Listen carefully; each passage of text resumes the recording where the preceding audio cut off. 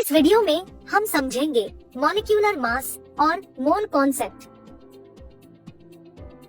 मान लीजिए कि एक H2O मॉलिक्यूल है। इस मॉलिक्यूल में 2 हाइड्रोजन और 1 ऑक्सीजन है। हाइड्रोजन का एटॉमिक मास 1 यूनिट है और ऑक्सीजन का एटॉमिक मास 16 यूनिट है। अब अगर सभी एटम्स का एटॉमिक मास कैलकुलेट करें तो 18 यूनिट मास होगा। इसी टोटल मास को हम मॉलिक्यूल का मॉलिक्यूलर मास कहते हैं। मॉलिक्यूलर मास को हम कुछ इस तरह डिफाइन कर सकते हैं।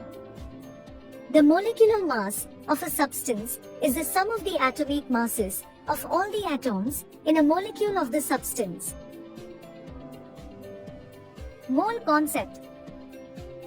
जैसा कि हम जानते हैं कि डिफरेंट क्वांटिटी को मेजर करने के लिए डिफरेंट पैरामीटर यूज होते हैं, जैसे लेंथ के लिए मीटर, मास के लिए किलोग्राम, टेम्परेचर के लिए केल्विन।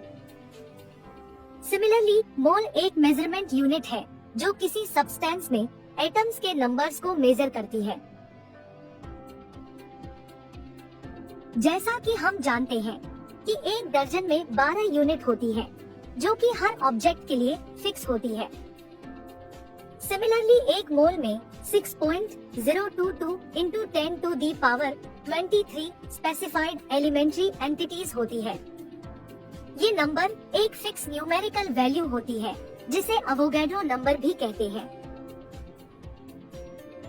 नंबर के अलावा मोल में एक और एडवांटेज है जो कि डजन में नहीं है। किसी भी पर्टिकुलर सब्सटेंस का एक मोल उसके ग्राम एटॉमिक मास के इक्वल होता है। एग्जाम्पल के लिए हाइड्रोजन का एटॉमिक मास 1 यूनिट, हाइड्रोजन का ग्राम एटॉमिक मास 1 ग्राम। 1 ग्राम हाइड्रोजन 1 मोल हाइड्रोजन एटम्स के बराबर होंगे, जो कि 6.022 into 10 to the power 23 atoms होते हैं।